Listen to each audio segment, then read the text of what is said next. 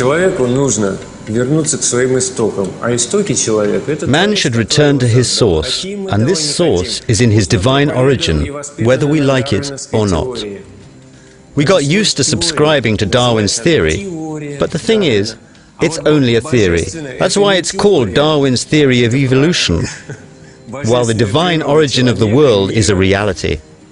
Today, more and more physicists and other scientists are talking about the creation of the universe and everything in it. And this does mean creation, as opposed to some sort of random emerging into being out of nowhere. Ever since man arrived in this divine world, he has used it and consumed it for his pleasures and whims at the cost of polluting and destroying everything around him.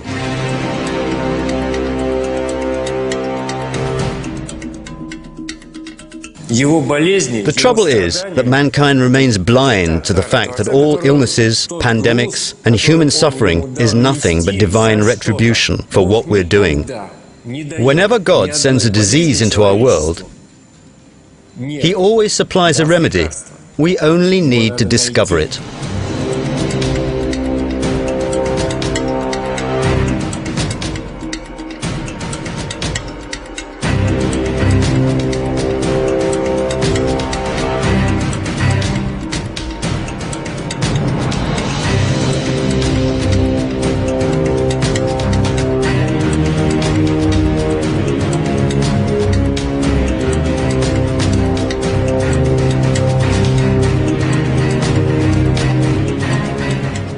Robert Freitas, an American scientist and founder of the nanomedicine theory, defines nanomedicine as a science as well as a technique that can be used to detect, treat and prevent various illnesses and traumas by application of molecular technical agents and instruments based on scientific knowledge of the human body's molecular structure.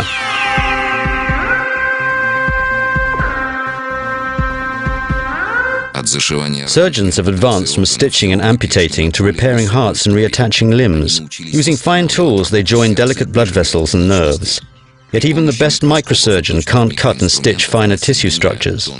Modern scalpels and sutures are too coarse for repairing capillaries, cells and molecules. Consider delicate surgery from a cell's perspective. A huge blade sweeps down, chopping past and through the molecular machinery of a crowd of cells, slaughtering thousands. Later, a great obelisk plunges through the crowd, dragging a cable as wide as a freight train behind it to rope the crowd together again. Only the ability of cells to abandon their dead, regroup and multiply makes healing possible. Drug therapy, unlike surgery, deals with the finest structures in cells, and drug molecules are simple molecular devices. Many affect specific molecules in cells, but drug molecules work without direction. Once dumped into the body, they tumble and bump around, haphazardly, until they bump a target molecule, fit and stick, affecting its function. Though drug molecules affect the tissues on a molecular level, they are too primitive to feel, plan and function independently. And so Eric Drexler arrives at the conclusion that nanosystems created by man for medical purposes must have an unsurpassable advantage over any other medical technology. However, his passion for this rationale makes his argument somewhat one-sided. Drexler's convinced that the drugs of the future should be able to feel, strategize and function as intelligent agents. His forecast is that such drugs and technologies will enter the market in about 30 to 40 years. Imagine his surprise when he finds out that such drugs have been around for quite a while. They were developed in the USSR 30 years ago.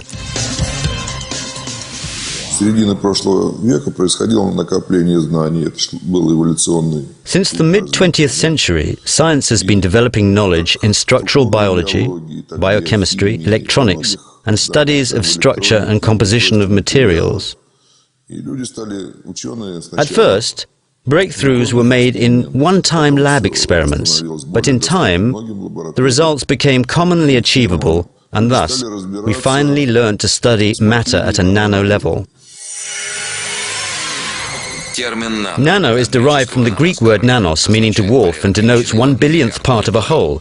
The term nanotechnology refers to technologies operating with objects the size of 1/1000th of a meter, the so-called nanometer, which approximately equals the measure across 6 carbon atoms. Similarly, terms nanomachine, nanorobot, and nanocomputer refer to complex technical objects produced as a result of operations with substances at the molecular level.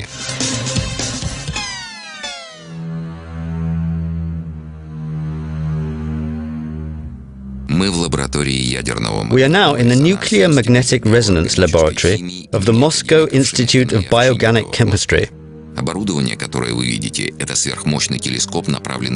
The device you see is a superpower microscope that allows us to see objects the size of an atom. It's as powerful as the Hubble telescope, and it's designed to look at the infinitely small. It gives us a glimpse of the universe the way it was billions of years ago, so that we can admire its infinite beauty. With its help, we can get an atom-precise view of everything within our own bodies.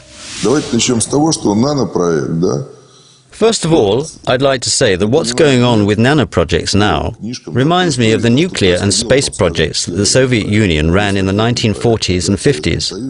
One difference, however, is that back in those times, there were landmark events, such as the launch of the first Sputnik, or man's first flight into space, or the first nuclear bomb explosion.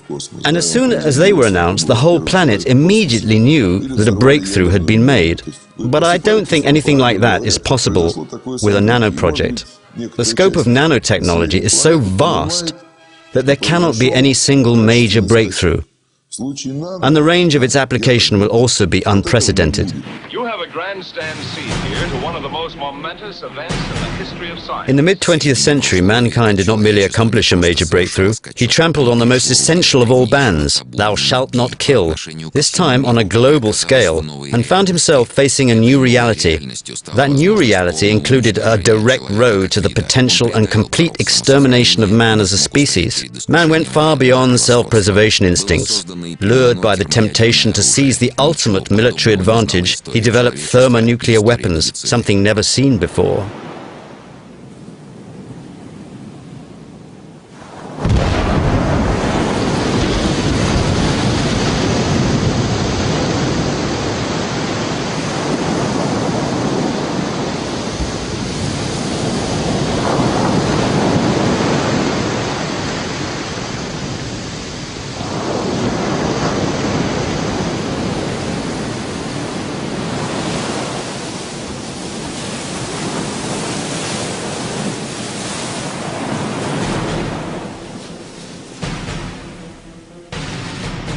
In the 1960s, the people of the USSR, the same people who defeated Hitler and saved the world from the Nazis at the cost of millions of its citizens' lives, faced again a stark choice: to be or not to be. At the time, the USA was actively developing its nuclear program. US naval and military bases and those of its allies were deployed in dangerous proximity to the USSR's borders. It gave the USA a major strategic advantage, the capacity for multiple strikes, which could kill millions of people in major Russian cities, terrify those who survived, and strip the country of communications, power supplies, medical help, and centralized control. The American army was the only one in the world to have tested nuclear weapons in action, and the US seemed to be quite comfortable with this fact. The only way to hold back the Americans was to develop a capacity for a counterattack which would be just as powerful. Only the prospect of a fatal blow hitting American soil was an argument convincing enough for presidents and generals.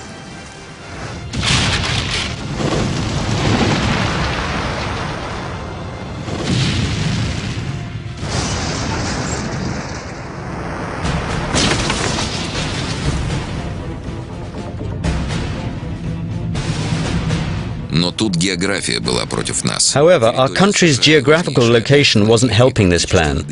US territory, including its strategic targets, was practically out of the Soviet Army's reach.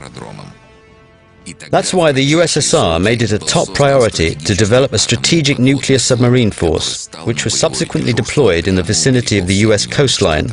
Successful underwater missile launch tests let the world know that there would be no easy military solution against the USSR. It would have been impossible to destroy all Soviet submarines, while a single counterattack from the depths of the ocean would have been enough to visit serious destruction on US soil, should it choose to launch the first strike.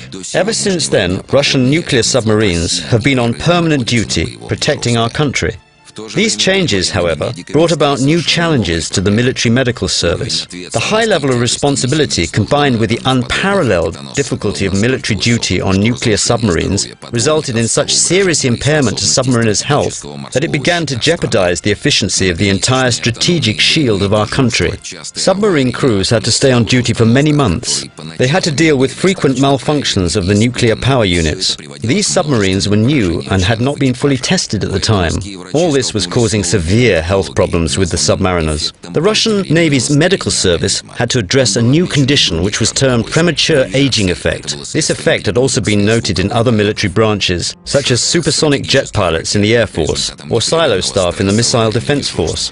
All of these cases shared the same symptoms: severe impairment of the following systems, which are critical to life: immune system, endocrine system, nervous system, cardiovascular system, reproductive system, vision. The Army Command Headquarters ordered the medical force to find a solution that would lead to the complete recovery of the affected personnel.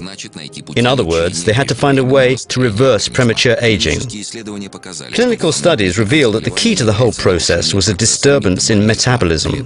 Cells of various tissues would lose their vitality. First they would become dormant, second they would stop reproducing, and then finally die. Metabolism. Metabolism is a set of ongoing chemical reactions that happen in living organisms to maintain their life. Metabolism uses energy to construct components of cells such as proteins and nucleic acids. Metabolism is the fundamental mechanism sustaining vital functions in humans and all other living organisms.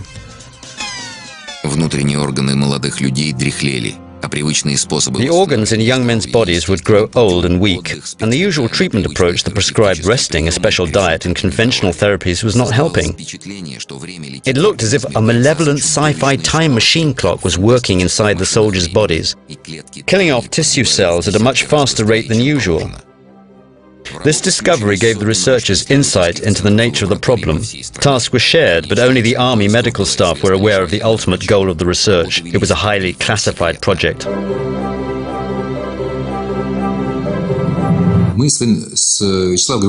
That year, Vyacheslav Morozov and myself were in our final year of studies at the Leningrad Military Medical Academy. By that time, we had already been researching the problems of recovery of vital bodily functions impaired by radiation, traumas, and intoxication for 3 years. And in all these cases, the adverse impact basically came down to suppressed protein synthesis. So the question was, how could we recover the synthesis? We decided to use a physiological approach. We studied the organs and processes which are impaired first and most severely, such as the immune system, brain, liver, heart, and the reproductive system in young calves and pigs. We were able to identify and produce agents which helped improve the impaired functions of these organs when introduced via an injection. The important thing here was that the agent obtained from the immune system turned out to help restore the immune system function. The agent recovered from the brain improved the brain function, and the heart agents facilitated the heart recovery. In other words, we discovered tissue-specific regulation processes that yielded a reliable and positive effect.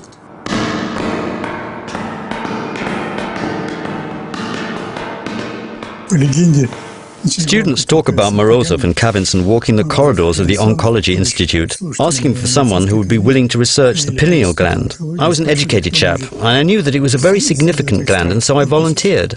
The St. Petersburg Oncology Institute's research laboratory was the oldest experimental lab in the USSR. It was engaged in an anti-cancer research program. Here, in the Institute's animal test facility, we started researching tissues extracted from immune and endocrine systems glands. The thymus is a gland of the immune system. Just like bone marrow, it plays an essential role in the function of the immune system that protects the body on all levels. The thymus is located behind the breastbone. It is the first organ of the immune system that develops in a fetus. Pineal body is a small endocrine gland located near the center of the brain between the two hemispheres. It produces the serotonin derivative melatonin. Melatonin regulates the function of the endocrine system, modulation of wake-sleep patterns, seasonal behavior in many animals, blood pressure, function of brain cells, and function of the gastrointestinal tract. The pineal gland's key function is to regulate daily biorhythms, so one could say that it is responsible for the body's inner biological clock. This clock's malfunction results in a rapid deterioration of health. На животных вивария моделировались процессы преждевременного старения We incited premature aging in test animals and proceeded to administer the obtained agents to one group of subjects and monitor them against the control group. Upon completion of the treatment course, we compared cell samples obtained from the two groups. This research method allowed us to run a thorough and comprehensive study of any agent. We produced a preparation out of the substances extracted from the thymus. Its patent name is thymolene. It's been on our country's pharmaceutical market for over 20 years now. It's available over the counter at any drugstore. It was the world's first developed immune system preparation. Later on, further research of this drug revealed that its active agents are peptides. Пептиды и белки. Человеческий организм состоит из 100 триллионов клеток. Peptides and proteins. A human body consists of 100 trillion cells, and each of these cells is comprised of hundreds of millions of protein molecules. Proteins can be said to be the construction material of our bodies. They also function as true nanomachines. Each of the hundreds of thousands of various proteins is distinguished by a unique structure, and every single protein has a specific task it performs within the body. We can distinguish between proteins of bones and muscular tissues and those of skin and our brains. Specific proteins called enzymes and hormones control functioning of all body systems. Large protein molecules consist of peptides. We made two principal discoveries. The first one was that peptides extracted from the pineal gland inhibit tumor development. We ran a comparison test against melatonin, which was known to be able to inhibit breast cancer development in mice by 54%. Our preparation, which we called epitelon, yielded a result of 80 to 90%. In addition, we ran another test on menopausal rats to see if the agent could recover their reproductive function. The results were shocking. The aging rats went back to a normal menstrual cycle, and when we put young male rats into their cage, they produced a healthy litter. This report was published by the Academy of Sciences, and we received an award in recognition of this discovery. Back then, these young researchers had no idea that the conclusions they arrived at would lay the groundwork for a whole new branch of scientific research. In 1971, after we had produced those preparations, my friend and I were transferred to serve in the Trans-Baikal military district. We graduated from the Military Medical Academy with the rank of lieutenants and were eligible for military duty. We received an award from the Military Medical Academy. We had thought that admission to a postgraduate program would surely be ours, but we were ordered to serve in the army first. The scope of the military duty assigned to the young lieutenants included further scientific research. However, the problem was that this was barely understood by their direct superiors. At some point, rumors reached my ears. People were saying, "Look, they're good fellows, but they're so much into science and research, while we're doing completely different things here. We're on military duty. Please take them back." And so I called them back to Leningrad, to my research lab. However, we never made it back to the academy. We got stuck in a medical battalion in the Leningrad region. That was it. We had to figure out what to do in this situation. We looked round and found a way to continue our research at the Petrov Oncology Institute. That's where we completed our PhD while serving in the medical battalion.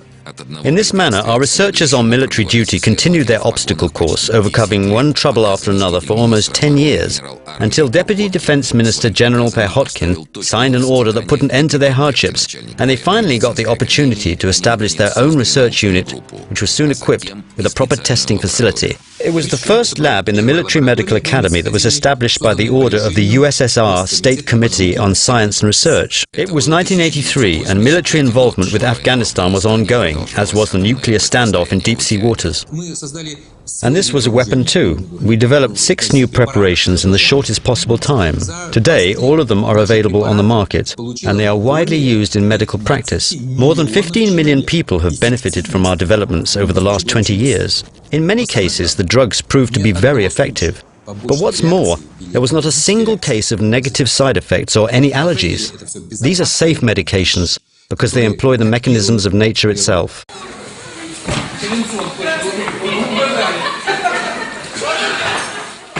К середине 80-х годов Морозов и Хавинсон вышли на новый... By the mid-80s, Morozov and Kavinson have been able to learn more about the role peptides played in molecular synthesis.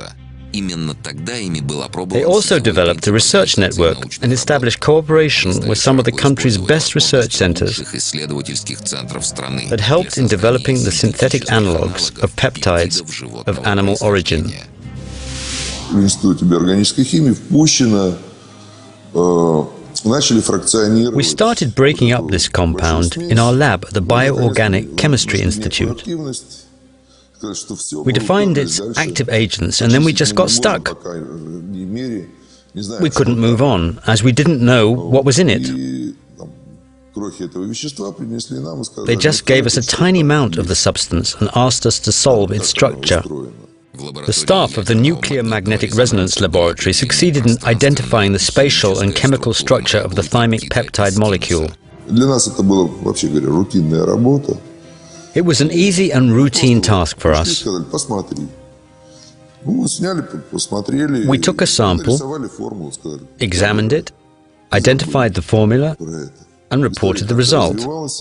This allowed us to manufacture the preparation by means of chemical synthesis, as opposed to extracting it from animals. It was a major breakthrough when researchers succeeded in producing short peptides with predefined properties, which were close to the organic ones. Thanks to this, mass production of new preparations, called Peptide Bioregulators, was launched in the Soviet Union. The laboratory was distinguished with government awards. The authors received further promotion and scientific degrees, as well as the green light for further research. All the developed preparations were protected with domestic and international patents.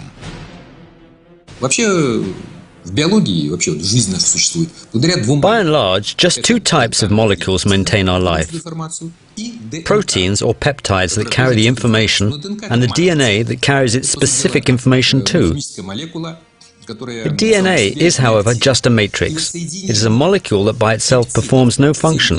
Only when a relevant peptide connects with the corresponding segment of the DNA will it trigger off the synthesis of specific proteins. And that's the key to life.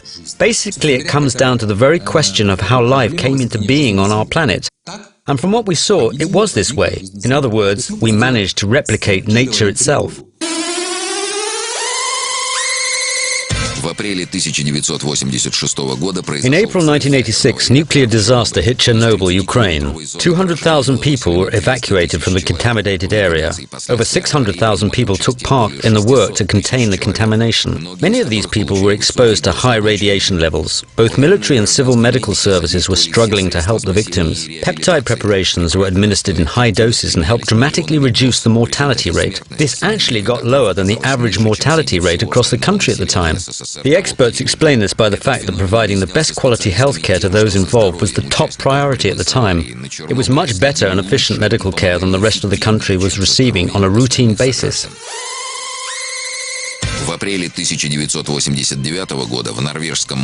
April 1989, another nuclear disaster occurred in the Norwegian Sea. A fire broke out on board the nuclear submarine Komsomolets, which subsequently sank. The disaster took the lives of 42 crew members out of 69 due to fire and prolonged exposure to low temperatures in ice-cold water. Even today, no one can really explain how crew members managed to survive a full 90 minutes in the ice-cold water. 15 minutes is the established survival limit for the Barents Sea. The 27 surviving submariners were treated in the Northern Fleet Naval Medical Center. The treatment was a success. The submariners fully recovered and were able to return to military duty. В борьбе за их жизнь также Their treatment program also included peptide preparations invented by Vyacheslav Morozov and Vladimir Kavinson. Along with the other medical staff, they received a new promotion as a reward for this achievement. Morozov and Kavinson were promoted to colonels of the USSR medical force. The laboratory also received an achievement award.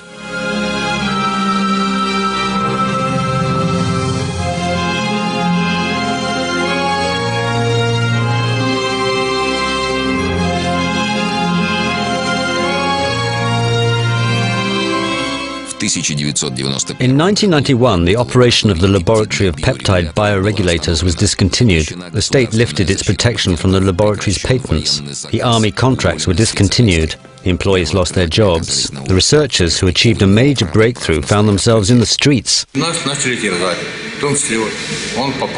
Military medicine began to break up. Vladimir Kavinson was under pressure. It was the end, basically. The lab was dismantled. They were left on their own to find an answer to the question, who would now be interested in their past achievements? The answer was given by life itself. In Russia, from 1992 to 2004, 11 million premature deaths in men and 4 million premature deaths in women were registered in the 15 to 69 age group. These were people who had failed to adjust to the shockingly new order of life they suddenly faced. The entire population was exposed to continuous high stress. People were scared for the lives of their loved ones. Premature aging syndrome was no longer the curse of submarine crews. It now hit Russia's entire population. The new task that Vyacheslav Morozov and Vladimir Kavinson, no longer holders of military ranks, set for themselves was to find a way to extend the lifespan of people experiencing aging, whether premature or timely. By 1992, they had succeeded in establishing the Institute for Bioregulation and Gerontology in St. Petersburg and transferred all the copyright for over 100 of the discoveries to that institute. They managed to procure financial support to enable them to continue paying the patent fees. This is how all their know-how got to stay in Russia.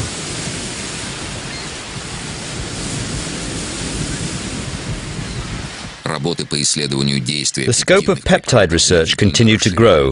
Morozov and Kavinson invited new researchers and contracted new facilities to work on their project, which benefited from fresh minds and state-of-the-art equipment. Мы много занимались инфекционной патологией, потому что обезьяна – это… A lot of our research was dedicated to studying infections in primates.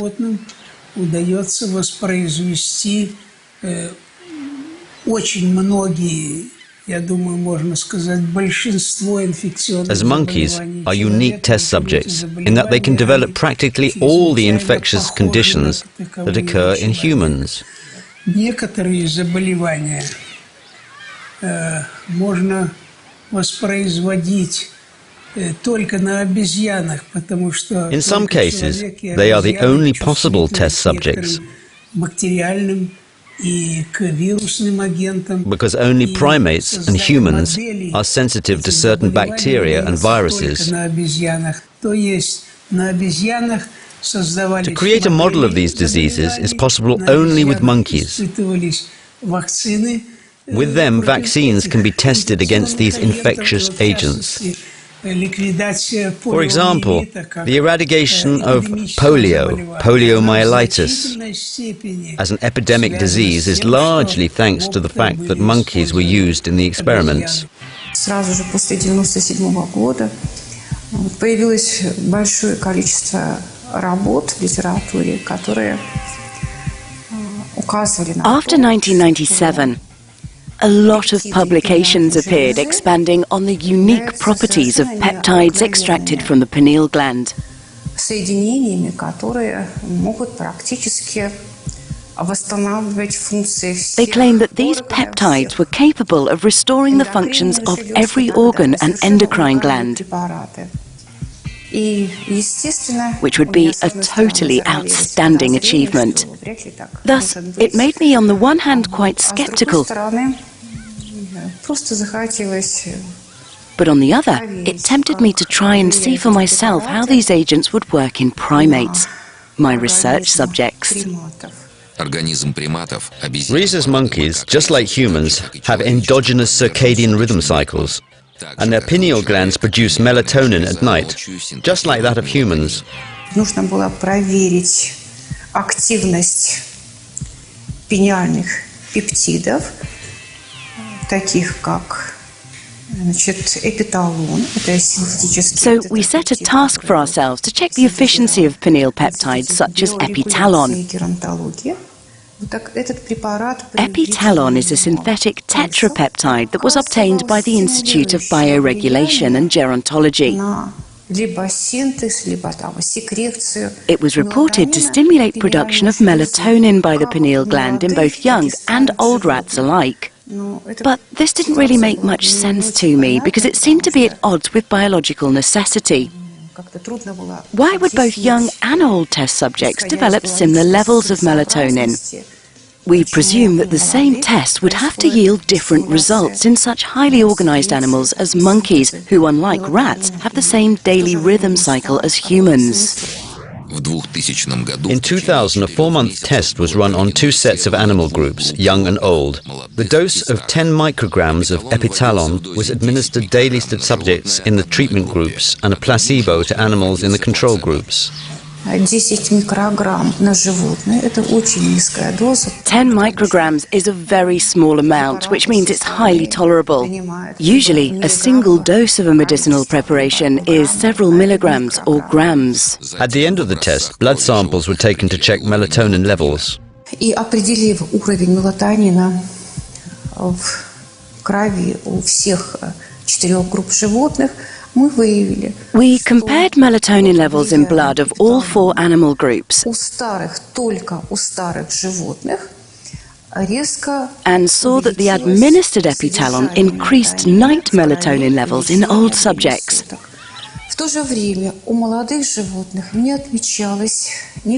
At the same time, it brought about no change in melatonin levels in younger animals.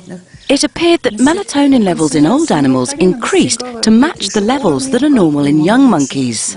That prompted the conclusion that pineal cells of young monkeys which were functioning normally simply ignored the administered peptides as they were not needed. This meant that peptides do their work only when necessary. It was another breakthrough, which gave impetus to further research. Our new task was to find out whether epitalon could ensure protection of the nervous, cardiovascular and hematopoietic systems against continuous exposure to stress and premature aging in humans. При введении эпиталона восстанавливалась нормальная реактивность данной системы к острому стрессовому воздействию. Application of epitalon triggers off a chain of recovery processes which restore the normal functioning of all body systems. It's essential to achieve recovery of the higher regulatory systems first, as they'll then be able to take care of everything else. It would be safe to say that we may expect new preparations to be produced in the near future which would help older people deal with their cardiovascular conditions, improve their cerebral circulation, and relieve other ailments caused by aging. The positive regulatory effect of the preparations was confirmed. The old animals enhanced their capacity to withstand continuous stress. Their immune system was boosted, their coat became healthy and shiny, and the animals looked better and developed more active behavior patterns. The computer age that started in the 1990s brought science and research to a dramatically new level. Computers could process large bulks of data in mere seconds, and since they had become universally available, development moved on in giant steps. 3D modeling was born. People not involved in scientific research are familiar with 3D movies. Long extinct dinosaurs came alive and practically jumped off the screen, and 3D representations of Hollywood stars set out on endless quests in computer games. In terms of scientific progress, however, the possibility to model any complex live or mechanical system became paramount in that it finally supplied the ultimate validity test for the ideas developed back in the 70s. All advanced industries and scientific research, including air and space exploration and chemistry and biology, switched to 3D design technologies. It saved a huge amount of money thanks to the fact that much testing was now run on mathematical models as opposed to real prototypes. Mathematical model is a description of a system, object or process using mathematical concepts and language. Mathematical models use mathematical notions to describe the main parameters of the modeled object, process or system. So nano projects got their chance to be tested and developed further. Drexler and Freitas introduced the world to the technical wonders of nanorobotics, and biology scientists from all over the world proceeded to work on the Global Protein Databank project.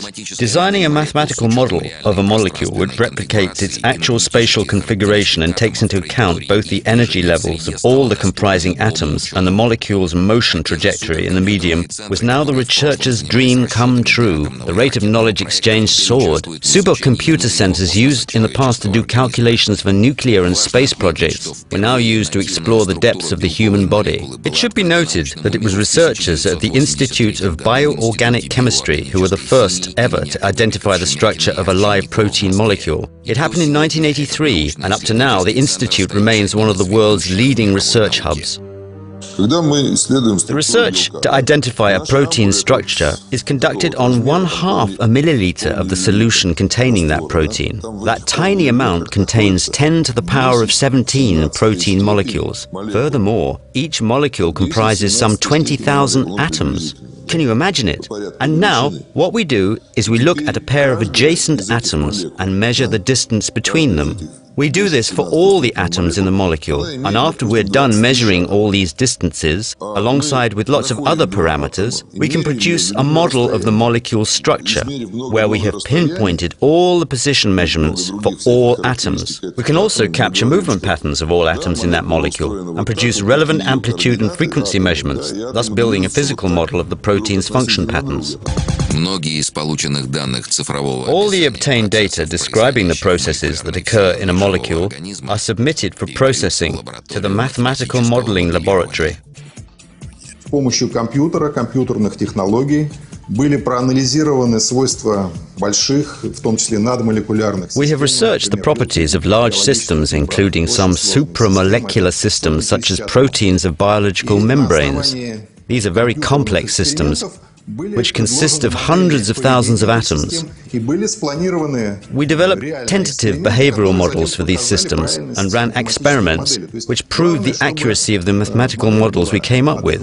The key thing is that the model's processing must be relevant. One shouldn't expect a mathematical model to give readings it wasn't designed for or fine-tuned to produce. Грубо говоря, то, что мы умеем сегодня делать методом ядерного магнитного резонанса. Roughly speaking, everything we can do today with the help of nuclear magnetic resonance is like a modern movie compared to early daguerreotype prints.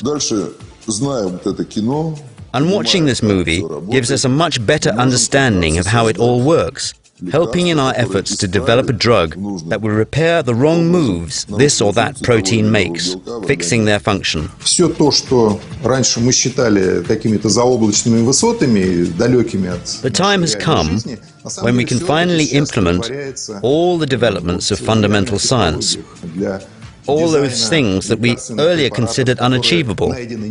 Today we have the technologies to produce the drugs of the future. This is possible thanks to a massive research and extensive molecular design effort that we undertook to ensure that our agents have the required properties and produce the desired effect. Видовой предел. Maximum lifespan based on the dates of birth and death of longest living persons that were verified to modern norms is currently defined at 110 to 120 years. However, average lifespan remains 70 to 75 years throughout different countries, and this is believed to be the effect of premature aging syndrome. Humans have a capacity for another 30 to 45 years.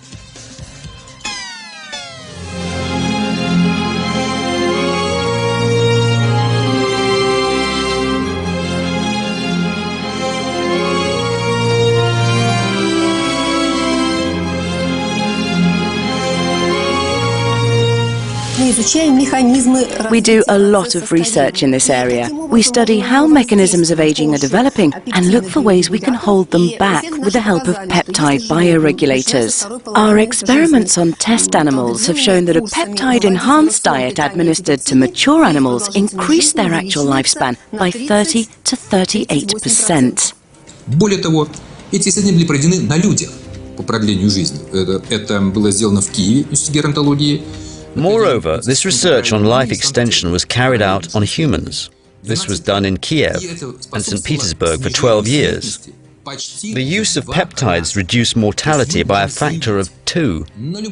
Today, we can say unequivocally that it is Russia that is doing the most to reduce mortality rates with its bioregulation technologies. This is unique. Similar preparations exist nowhere else in the world. However, when published in foreign scientific journals, reports of the outstanding achievements made by Russian researchers raised doubts in expert circles, especially since the new data plainly refuted the globally recognized norms and limits. The global research community proceeded to run their checks. We prepared some purified pineal gland peptides as well as some synthetic peptides and samples of frozen tissue of the mice that we had run longevity experiments on and sent them off to the USA. There, the US National Institute of Aging processed over 15,000 genes and confirmed the gene-specific effect of peptides. It was unique research. We've found out how it works. Now we'd like to figure out why it works this way. Every organ has a 30% reserve of polypotent or stem cells. That's nature's design, it's just how it is. And when this reserve gets to be employed sparingly, but consistently over a lifetime and to its full scope, the result is a long lifespan of 100 to 110 years. And thus every person has 30 years of this reserve.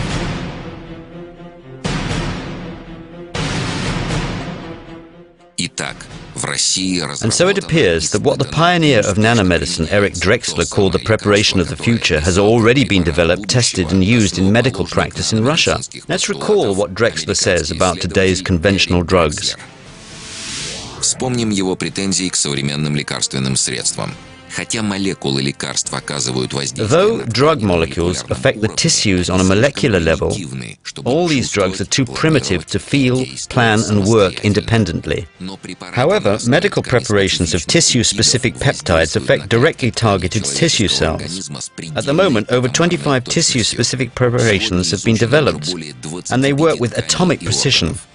Completely free of adverse effects, they enhance the genetic abilities of the patient's organism, rather than just fill in for the functions of damaged tissues. They help the body activate its own reserves supplied by nature.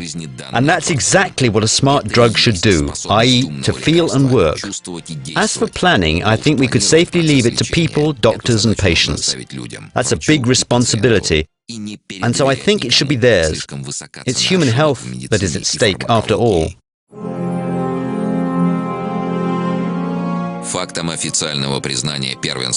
The 2007 European Congress on Gerontology was held in St. Petersburg as a tribute to the outstanding achievements of Russian scientists from the Institute of Gerontology and Bioregulation in finding a solution to healthy longevity.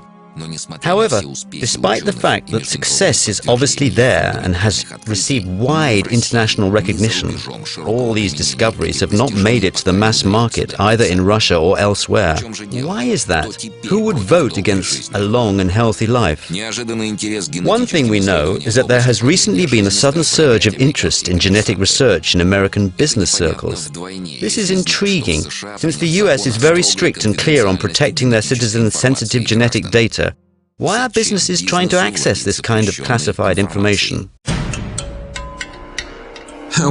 My group was once invited to do joint research with an American university. And do you know what they requested us to do for them? They wanted us to help run tests on the genetic material of the siege of Leningrad survivors. Although they have everything in the United States, they just never had experienced anything like that siege. They had never had such a population group, and so they had no material to run tests on. That is why they wanted us to fill in this gap for them. And you know who the customer was? It was a group of insurance companies. They want to be able to assess the applicant's health and longevity capacity as precisely as possible.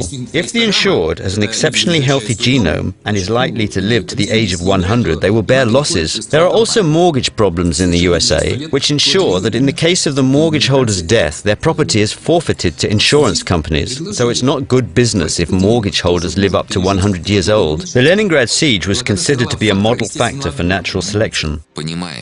We can understand why business regards people as merely numbers in various financial operations.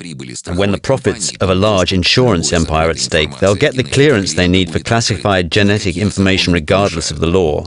Prospective clients' genome will be compared against the genetic data of the Leningrad siege survivors to ensure a profit-making decision. However, medical discoveries that can significantly prolong people's lives and prevent companies from taking over their property are bound never to see the light of day. The new biomolecular medicine has now hit a wall put up by pharmaceutical corporations which have monopolized the global market. Our scientists have made a sad discovery. Russia no longer manufactures drugs and only packages imported products. The reason behind this is a profound setback in Russia's domestic pharmaceutical industry's development and lack of funds. Even when truly new and competitive products or technology appear in the country, instead of being welcomed, they are hindered and obstructed. Беда нашей страны, да не только нашей страны, что чиновникам невыгодно. The curse of our country, although we may not be alone in this, is that officials appear not to be interested in developing the domestic pharmaceutical industry. They obviously find doing business with international pharmaceutical corporations much more attractive and are ready to spend money on licenses. And we all know that the problem of deal kickbacks is a very serious one here.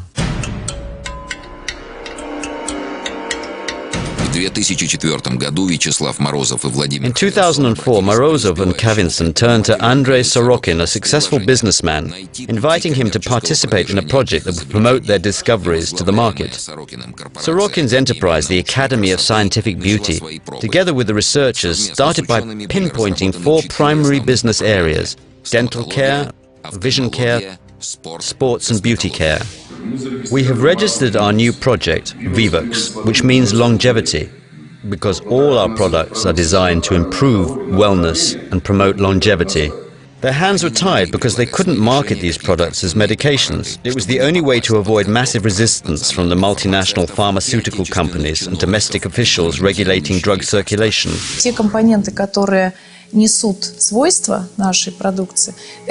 Our products are somewhere in between medical and beauty care products. On the one hand, they're active components developed through scientific research or of a medicinal nature and have a pronounced medicinal effect on the organism. Yet, on the other hand, the products have been developed for use in beauty care products, which makes them very customer-friendly. Our toothpaste, creams and gels are not perceived as drugs, but work just as well. Peptides from relevant tissues have been used to produce massage creams for athletes, gels and toothpastes for dental care, eye drops for vision care, and facials for users of beauty products.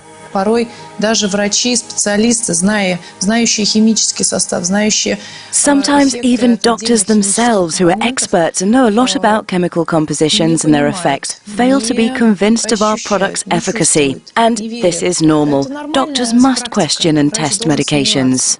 Preparations based on peptides extracted from bone and cartilage tissues have been tested by Dr. Marina Kolesnichenko in her dental clinic. Если смотреть на это с точки зрения врача-практика, который каждый день работает с пациентами, we've been quite surprised with the results. As a doctor working with my patients on a daily basis, I have every opportunity to see the performance of a drug or treatment in progress. And you know, I never expected these preparations to improve the patient's conditions so dramatically.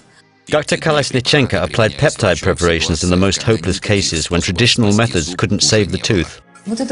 This patient came to me when most of her teeth had been removed, and they were removed for the same reason that we see here. This is an X-ray taken at the beginning of the treatment, showing extensive granuloma. Although the patient was resigned to having the tooth removed, she was unwilling, so we tried to save the tooth, and it worked. Here's an X-ray of the first phase of treatment after canal filling. And here's an X-ray at the end, where you can see that the bone has fully recovered and is exactly the same in structure as that of the adjacent healthy teeth. Bone tissue recovery rate has proved to be fantastic. Concerning X-rays, there's a prevalent opinion that we may not see any positive results in an X-ray for as long as up to 6 months after the initial treatment. In other words, bone tissue takes up to 6 months to recover and grow. But in our test cases, X-rays showed significant bone tissue growth just 30 to 45 days after treatment. So we're talking about accelerated bone tissue growth here, a much more efficient kind of growth than usual. In some cases, the tissue grew even though we didn't expect it to at all. I'm talking about cases of vertical bone reduction. When the bone had been reduced vertically, we observed some vertical growth of the bone tissue, which is quite outstanding, given that even plastic bone surgery does not always guarantee such a result. This is because it involves not only the treatment agent, but also the so-called guides, the special membranes that help the bone grow vertically. One should also remember that any kind of surgery, even laser, involves tissue injuries and are very painful and quite complex, and all this for an insignificant result. From my point of view, peptide preparations give an organism the ability to function properly. After sports doctors introduced peptide preparations into their treatment programs, athletes quickly developed an appreciation of them, especially those who do sports with a high risk of injury. Kitesurfing is a relatively new sport which is getting very popular despite its high risk of injuries. When I train, I always have 3 creams with me that I cannot do without. In addition, I have a portable iontophoresis machine, and when used with the creams it works miracles for me. Athletes and sports enthusiasts know all too well that even a short break in everyday training is sure to cause intense muscle pain, which can last for days. This muscle pain is just killing you. You can't get up out of bed because your body is aching all over.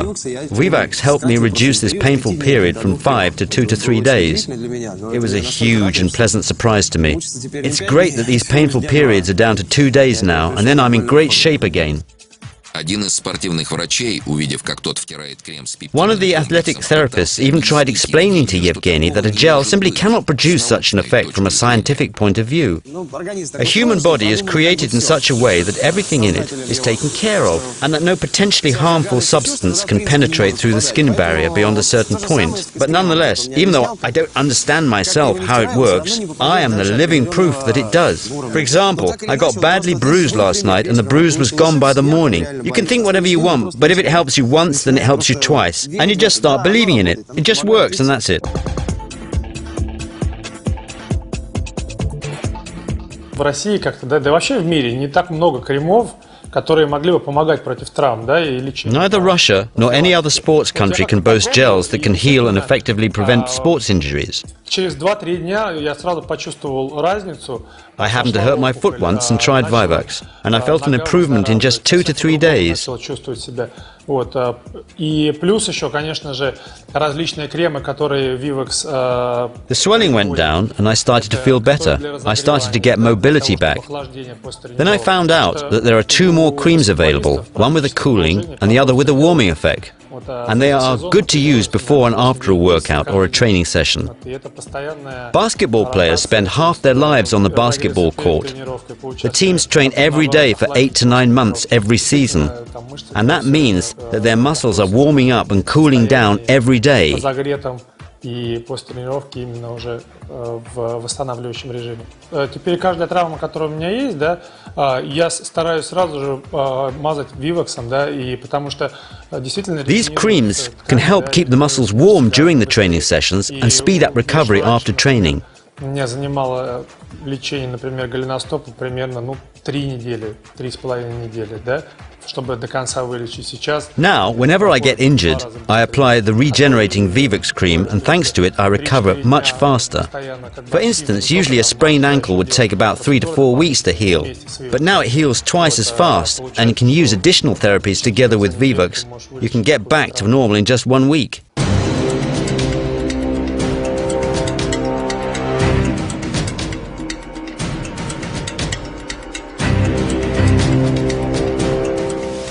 Глаз настолько сложное образование, орган, что в нем представлены все виды тканей, которые есть в человеческом организме.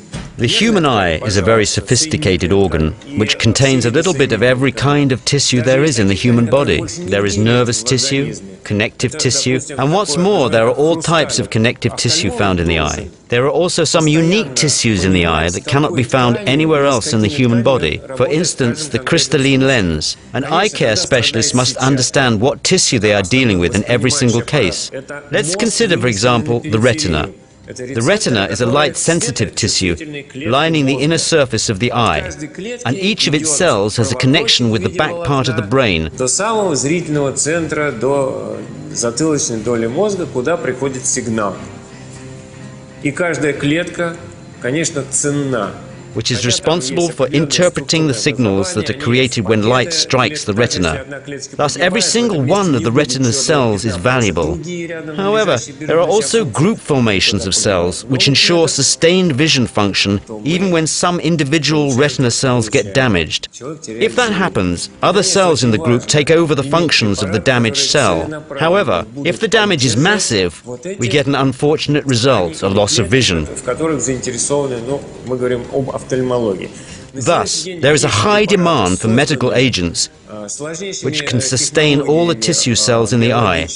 At present, we have some preparations of this kind that have been developed through advanced biological technologies, among them retinolamine. Препарат, который применяется уже довольно широко в офтальмологии, и очень достаточно хороший эффект мы получаем при лечении определенных форм дистрофии. Retinolamine is a peptide bioregulator developed jointly by the Institute of Gerontology and Bioregulation and the St. Petersburg. Вот это направление, которое развивается. This is one of the priority research areas at the Institute of Gerontology and Bioregulation. I think that current achievements are already giving us a chance to make a difference.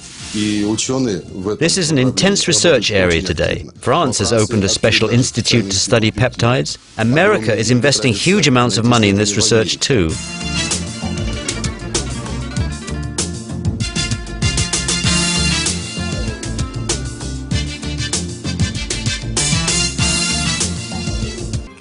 So what is the key challenge here? It is the promotion of our discoveries, introducing them into mass production and mass consumption.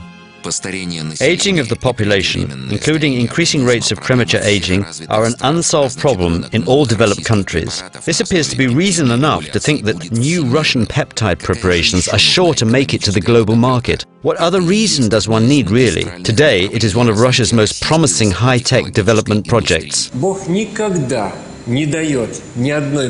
Whenever God sends a disease into our world, He always supplies a remedy. We only need to discover it.